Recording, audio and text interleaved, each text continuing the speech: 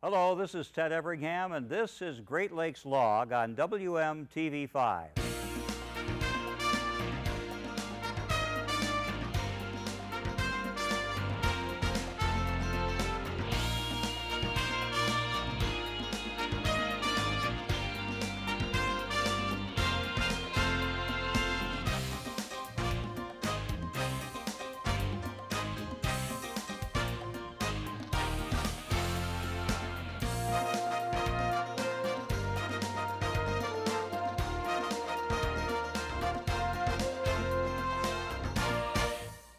Welcome back to Great Lakes Log.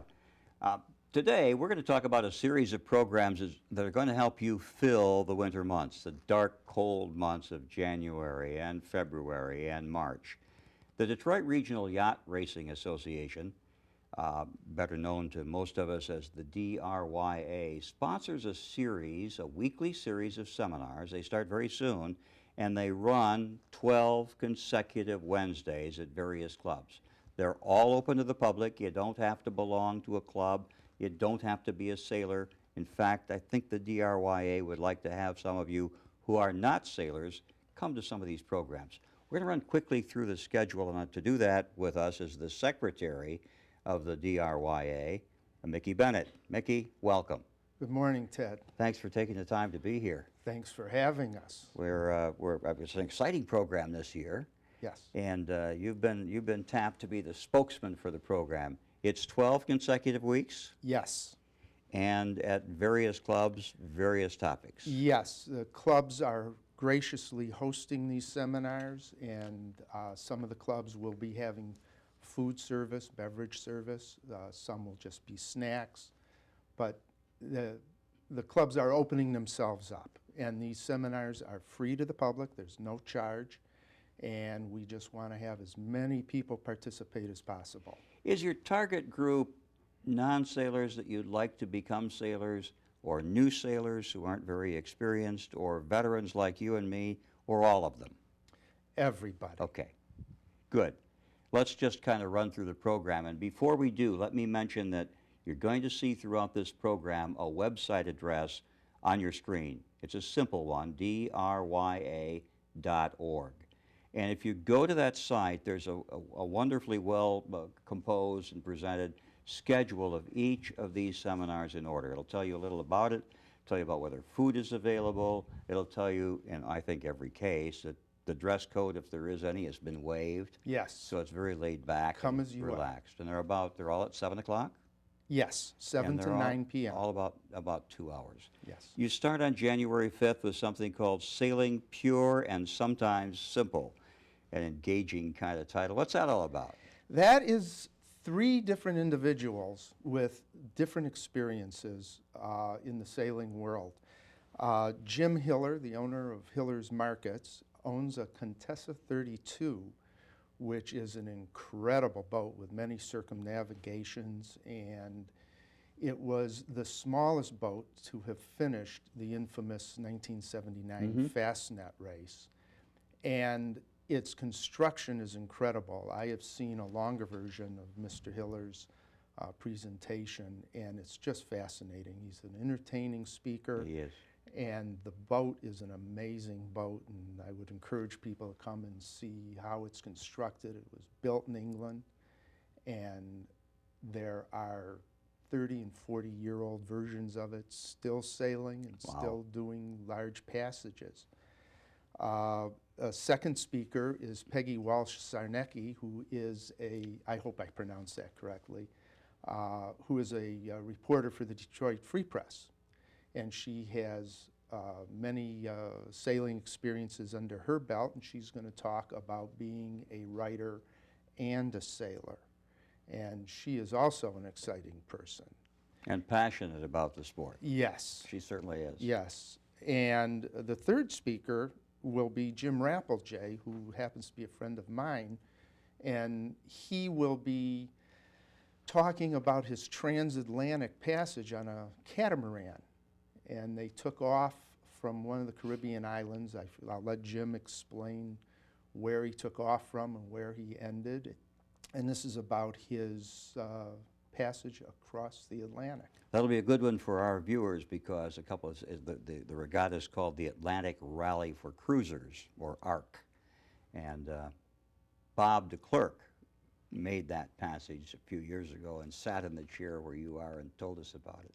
That'll be an exciting, interesting, engaging program. The second week is Jim Rogers talking about race management. Yes, and this is for people who are interested in racing in general, but specifically learning how to run a race, whether it's here on Lake St. Clair, whether it's on a little inland lake that you might be a resident of, whether it's a smaller sailing club dinghies, where you can learn how to start and finish boats in a orderly fashion, or as orderly as starts and finishes can be, and just learning how to do things in a proper fashion. According to the rules. According to the rules. And so that would be helpful to people who are just beginning to sail to kind of understand what all those flags and bells and whistles and cannons are all about. Yes, your first time at a large start can be a little intimidating. Daunting is the word. Daunting, yes. Daunting. Yes. 19th of January, engine maintenance and troubleshooting with Paul Lee. Yes, this is a gentleman who has vast experience working on engines, and he has worked on everything from train engines to small outboards. And if any of your viewers have ever been on a boat and it won't start or it sputters, this is something that you would want to make sure you learned how to at least troubleshoot it to find out if you can get back underway or even leave the dock. Paul's a remarkably, what'll I say, ingenious sort of fellow when it comes to engine maintenance. I watched him grow up at the Detroit Yacht Club, and I can remember he was a terribly curious young man, and that's continued. This will be a really interesting program on engine maintenance on the 19th of January, and you move from engines to the electrical system. Yes, and I think of my electrical system on the boat as not if something will fail, but when it will fail. And again, if you've had a boat with electrical issues, you would want to be able to have some way to learn how to sort it out, at least know where to look, know where to go. And Skip Geminer is going to lead that discussion along with his sons Ron and Stephen. Yes, and this is an incredible family here in the Detroit area. They own one of the absolute legendary types of boats, a New York 32 named Apache. And as I say, this is just a legendary boat, great design. And if you remember the Geminer family, you almost have to be able to repair electrical systems and other things because that boat was built in 1935 and has been around all of these years in the lagoon at the Detroit Yacht Club. So Skip and Ronnie, or Ron now, I knew him when he was Ronnie, and Stephen will do a nice job. You move into chartering then in February 2nd. Yes, this is another of the ones of the seminars that are more for the entertaining and the fun side. When you talk about engine maintenance and electrical, those are the things you need to get done to get out on the water. The practical stuff. Yeah. The chartering is something that we all dream about, going to the Virgin Islands or to the Caribbean or to the Greek islands, and how do we do that? So learning how to charter, whether you want to do it bareboat, which is you skipper it yourself with your friends and family, or you want to get it crewed, or you want to get just a skipper. This will be done by Hope Swift, who runs a charter company, and she can explain some of the ins and the outs so that you can decide just which dream you want to pursue. And which questions to ask. Yes, absolutely. I was on one bareboat charter years ago, and fortunately someone else organized it. I didn't have to worry about the questions to ask, but this is really kind of a very practical kind of presentation. Yes, because anytime you do your first charter, it's a little daunting because you want to you want to make sure you can handle the boat, and they want to make sure you can handle the boat. In my first charter experience, I said I was a racer, didn't have a lot of cruising experience, and the charter person said, well, with you racers, we only worry about when you want to come to a stop.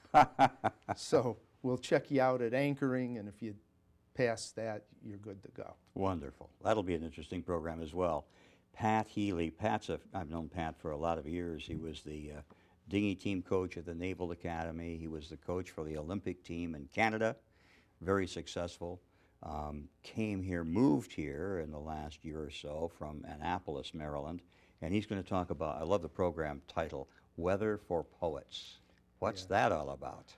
Well, weather is part science and part art, and that's probably where the poetry part comes in, because just reading the clouds and reading the barometer, and you can see the weather coming and you can see it leaving, but it's how you interpret it that is the important aspect, and Pat is an expert at being able to give you the little cues that you just look up into the sky. Well, and Pat is an interesting and entertaining person to listen to. He has a way, he's a good teacher.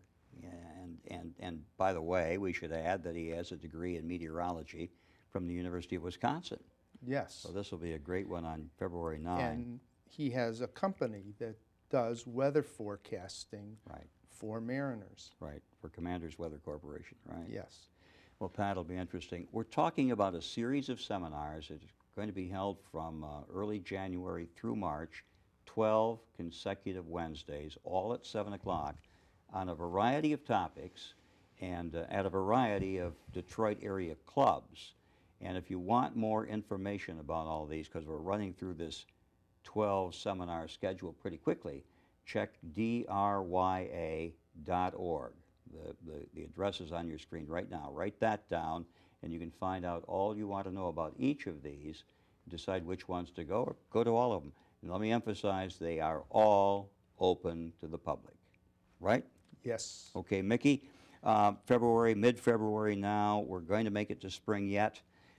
Medicine afloat, that's a really important topic, one that I think everybody should attend something. If you're going out even for an afternoon, you ought to know about this. Yes. First aid afloat is probably one of the most important things you can have in your personal toolkit. If something is to happen out on the water and you aren't readily close to any kind of help, you might want to know how to handle a medical situation. And Dr. Welch is an emergency room physician, and he will give us instruction on how to recognize and how to treat as a first aid things which may happen. Someone may cut themselves, someone may unfortunately break something, someone can get hit in the head with a boom or other piece of equipment. Mm-hmm. And it could be something just as unusual as just heat stroke, something like that. And this seminar is very important to anybody that wants to go out on a large body of water. I'm guessing that Dr. Welch will, among other things, teach us a little about what we should have aboard for first aid purposes. Absolutely.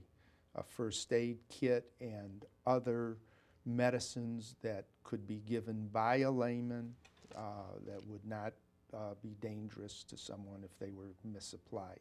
Well, that's one everybody ought to see. Everyone should see that one. Absolutely. February 23rd, demystifying rating systems. You have to have absolute magicians to do that. I do a little work around Mackinac time, as you may know, and with the media, and someone always wants me to explain the rating or handicapping systems. And I've developed about 3 different 2-sentence explanations, none of them really good. So who's doing this, and what's this all about? Well, this is going to be done by the chief handicapper of the DRYA organization, a gentleman by the name of David Spears. And he is an expert at the various rating systems. And along with that, we will be getting a little bit of